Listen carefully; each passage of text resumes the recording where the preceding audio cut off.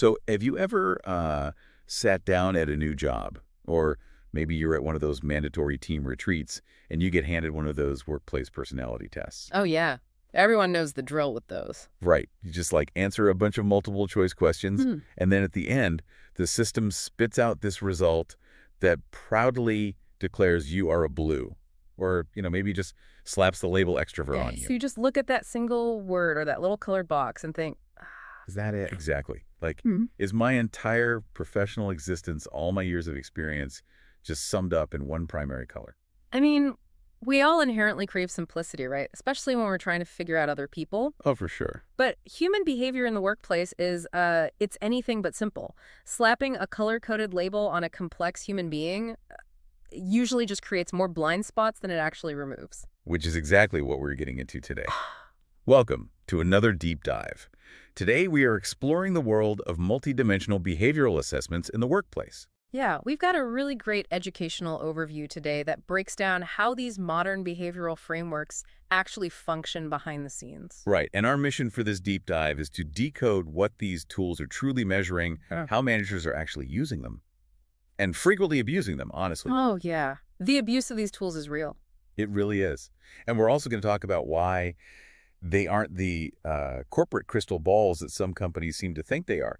We're going way beyond those simple colored boxes today. We have to. Yeah. Because the shift from those older models to the current frameworks is, well, it's pretty significant. How so? Well, decades ago, tools like DISC mapped workplace behavior into just 4 neat little quadrants. But the modern assessments, they measure 4 to 6 entirely independent dimensions. Oh, yeah. Yeah, it creates what you might call a behavioral fingerprint. A behavioral fingerprint. Okay, that sounds great in theory, but let's actually unpack what that means. If we're moving past like a simple two-dimensional grid, how do these dimensions actually interact? That's the best way to look at it, honestly, through the actual mechanisms of behavior. Let's take the first major dimension, which is autonomy versus conformity. Okay. This basically measures independence against organizational alignment. So like going rogue versus following the rules. Sort of, yeah. If an employee is highly autonomous, they just want the end goal and literally nothing else. They want to define their own process to get there. Right. And the other side of that. The other side is someone who is high on conformity. They operate completely differently. They actually want clear guardrails. They thrive inside established structures where the expectations are just completely unambiguous. Okay, that makes sense. And I imagine that interacts directly with how fast they want to move, right? Which brings in another dimension, which is patience with process. Exactly. It's that tension we all feel between, this is good enough to ship right now, and this will be perfect, but it's going to take 6 months. Precisely. Because if that highly autonomous person we just talked about is also low on patience with process, they are going to sprint. Oh, they'll just break everything in their path. Yeah, they'll bypass all the standard operating procedures and just force the project through. But the person high on process patience, they deeply value methodology. They will happily slow down a launch to ensure every single QA test is run perfectly. Right, right. And then you add social orientation into the mix. And I actually want to clarify this one because it isn't just about whether you like people or not. Right, not at all. It's actually about how your internal battery charges. Yes. Someone high on social orientation literally gets fueled by interpersonal engagement. Like, if they are in a room bouncing ideas off a whiteboard with 6 other people, their battery is charging. Yeah, they leave that meeting energized. But for someone lower on that scale, that exact same room drains their battery. They need to recharge through long stretches of independent, focused work. Which naturally leads us to how they actually solve problems, which is the ingenuity versus logic dimension. Ah, right. The classic workplace tension. Totally. It's the move fast and break things creative versus the let's optimize the existing system analyst. What this dimension does is separate problem-solving styles from actual competence. Interesting. So it's not that one is smarter than the other. Right. The person high on ingenuity naturally sees novel out-of-the-box solutions. The person higher on logic naturally stress tests systems to find inefficiencies.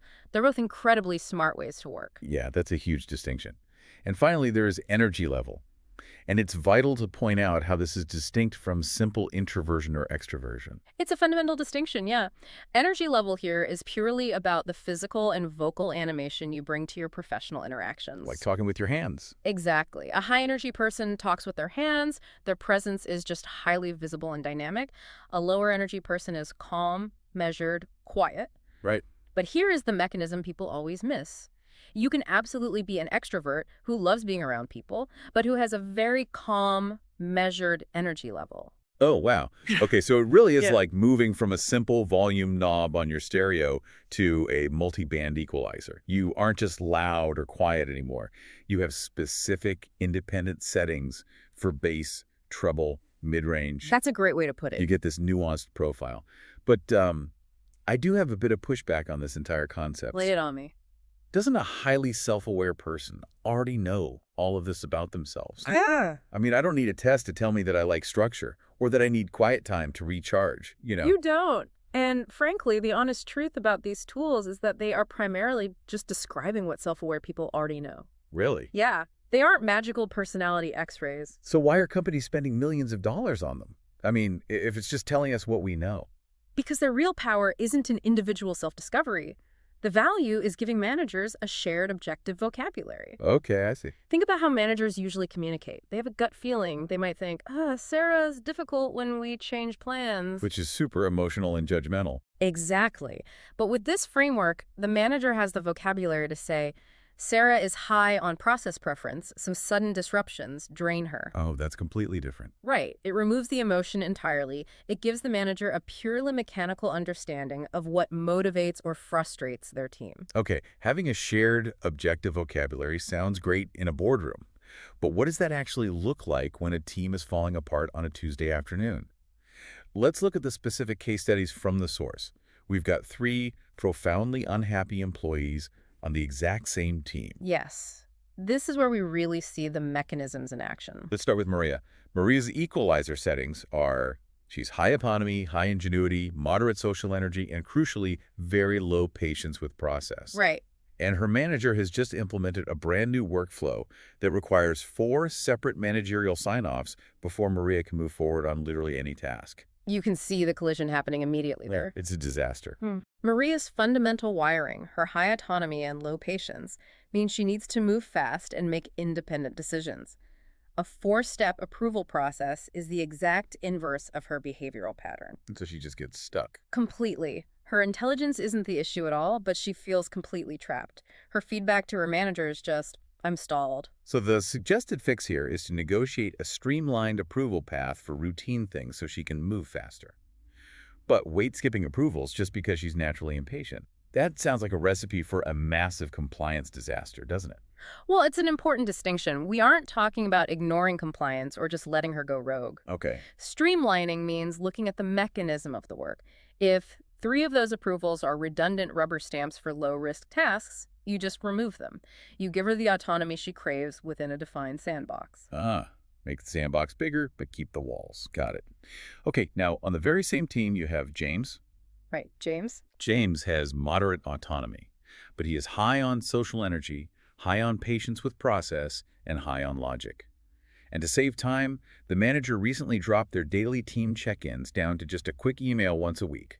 And for James, who is high on social energy, that isolation is psychologically draining. Yeah, he hates it. He relies on connection to fuel his work. Without those daily touch points, he doesn't just get bored, he feels entirely detached. The work itself loses its appeal because the interpersonal mechanism that drives him has basically been removed. So the fix for James is just adding back structured, frequent touch points. Exactly. Just get him back in the mix. Simple enough. And then we have the third employee, Priya. Priya is high on autonomy, high on patience with process, high on logic, but she is very low on social energy. Okay, so the opposite of James in that regard. Totally. And the manager, probably trying to solve James's isolation problem, implements a new collaboration protocol. Everyone now sits together in an open space having spontaneous, loud brainstorms all day.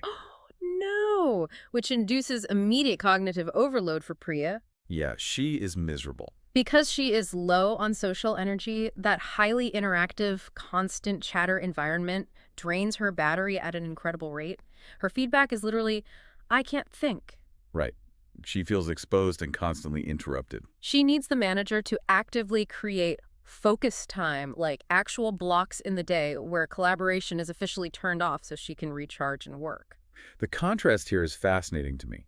James and Priya are on the exact same team doing similar work, but they require utterly opposite environments to thrive. James needs noise and connection, and Priya needs the isolation. And that right there is the ultimate aha moment for anyone leading a team. When you understand these multidimensional scales, you stop looking at Maria, James, and Priya and thinking, wow, these employees are difficult. Right, it shifts the blame. Exactly. Instead, you realize, oh, these employees in this environment are misaligned. The assessment doesn't predict how good they are at their jobs. It predicts what conditions will allow them to be good at their jobs. But see, if this framework is this powerful at identifying alignment, it's incredibly easy to see why things go wrong. Companies get this data and start treating it like an absolute truth. So let's talk about the guardrails. We definitely need to establish this. We need to clearly define what these tools absolutely cannot do. First, and arguably most importantly, they are not predictive of competence. And yet, this is the most common cognitive bias managers fall into. Oh, all the time. They assume that someone who looks like a classic extroverted leader, high energy, high autonomy, low process, is just inherently more competent. But a person can be high on all those supposedly good dimensions and be entirely incompetent at the actual work. Yes. And conversely, someone can be low on all those dimensions and be an absolute genius in their role. The tool measures preference. It tells you absolutely nothing about capability. Okay, second guardrail. They are not personality tests. Right, because people conflate behavior and personality constantly. Like they're the same thing. Exactly. But your personality encompasses your core ethical values, your sense of humor, your deeper sense of purpose, your trauma. This assessment measures literally none of that. It only describes your behavioral preferences in a professional environment. That makes total sense. Third, they are not hiring tools. Yeah. But here is the real question for you. Let's hear it. If preference doesn't equal performance, why on earth do so many organizations insist on using these tests to screen candidates before they even interview them? Honestly, it comes down to corporate culture's desperate desire for certainty. Hiring is risky. It's expensive. It really is. Companies want a shortcut. They want a mathematical guarantee of a good hire. So they look at a job description and decide, we need someone high on autonomy for this. Then they use the assessment as a hard filter. But they're filtering out the wrong people. Exactly. Because preference isn't performance, they end up filtering out highly competent people who might just need a slightly different management style to achieve the exact same goals. It's a massive misuse of the tool. Which perfectly sets up the fourth guardrail. They are not destiny. Profiles are defaults. They aren't ceilings. But when managers fall into that desire for certainty, they treat the profile as a permanent limitation. They do. A manager looks at a profile, sees an employee is highly logical but low on ingenuity, and concludes, well, she just isn't creative. Right. So they stop inviting her to brainstorming sessions. They basically just stop developing her. But she is creative, just through a different mechanism, right? Exactly. A person high on logic finds elegant, hyper-efficient workarounds to massive logistical problems. Which takes a ton of creativity. Right. That is a deeply creative act. They just aren't the person throwing wild ideas at a whiteboard. When you treat the profile as destiny, you rob the employee of growth and you rob the company of specialized skills. So if we establish that the profile isn't destiny, we shouldn't use it to screen people out during hiring, how do we fix a situation where someone is actively struggling in their role right now? This brings us to a crucial psychological distinction from the source. Which is? The difference between pattern and fit. Oh, right. Let's dig into that. This might actually be the most practical application of the entire framework. Your pattern is your fundamental wiring. It's your baseline equalizer settings. You do not need to change your pattern. Okay, so pattern is who you are. Basically, yeah. But fit is entirely different. Fit is how well your specific pattern aligns with the environment you are currently in. It's sort of like, think of it like a high-performance off-road tire. Okay, I like where this is going. If you take an incredible off-road tire and you put it on a Formula One racetrack, it is going to perform terribly, it's going to slow down the car, it's going to degrade quickly, and it's going to look like a complete failure. Yeah, it's the wrong track. But it's not a bad tire. It doesn't lack competence. Its pattern just wasn't designed for that specific asphalt. That is a perfect analogy. If you take an employee who is exceptionally high on ingenuity, someone who is fundamentally wired to seek out novel solutions, and you force them into a meticulous, highly repetitive data entry role, they are going to struggle. They'll look like that off-road tire on a racetrack. Exactly. They aren't broken. They just need an environment that values their pattern. And this doesn't just apply to individual survival, does it? It completely dictates team design. We're talking about team complementarity here. Absolutely. Because if you build a team consisting entirely of highly autonomous people, they're going to tear each other apart trying to coordinate. Every single person will insist on doing it their own way. It's chaos. And conversely, if you build a team entirely of people with high process preference, they will literally never make a mistake, but they will also never adapt to a sudden market change. They'll just be paralyzed by their own methodology. Right. A functional, resilient team actually requires a friction of patterns. Right. You need the autonomous people to push forward and the process people to ensure the wheels don't fall off. Which brings us to the ultimate reality check.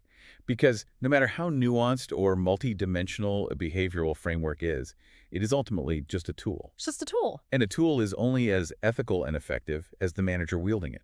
There are clear rules of engagement here in the text. First, use it to understand, not to label. Huge difference. Saying, this person is highly autonomous is a useful data point.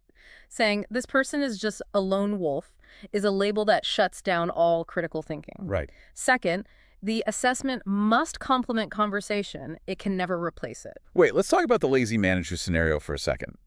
The rule is we use this to increase fit, not to excuse bad management.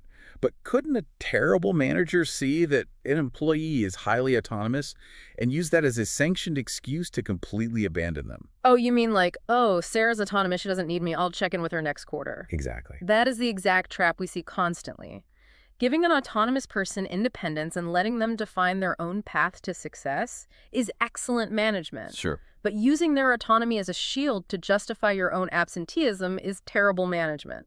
The assessment result is the starting point for curiosity. Not the end point. Exactly. You get the profile, you sit down with the employee, and you ask, hey, I'm seeing this pattern. Does this match how you experience your own work? The actual managing happens in that conversation, not in some software dashboard. Okay, so to synthesize all of this, Yeah. multidimensional behavioral assessments aren't corporate magic. They don't predict the future, and they certainly don't guarantee competence. Not at all. What they do is provide a highly effective shared vocabulary. They give us the mechanical language to understand why Maria needs less process, why James needs more human connection, and why Priya just desperately needs quiet isolation. As long as we remember that they measure preference, not performance, they could be incredible tools for alignment. It all comes back to a vital question for you listening to this right now. Think about your own day-to-day reality. Yeah, think about your own work. When you feel completely drained by a project, or when you feel like you are failing in a role, do you instantly default to questioning your own competence? Most of us do, yeah. What if instead you audited your environment? Are you actually bad at your job, or are you just a high-performance off-road tire spinning your wheels on a Formula One track? That is the exact question you should be asking yourself tomorrow morning. You aren't just a single primary color in a simple box. You have a complex, multidimensional behavioral fingerprint. Your job is to make sure you are putting it to use in the right environment. Thank you so much for joining us on this deep dive. Keep questioning the frameworks around you, and we will see you next time.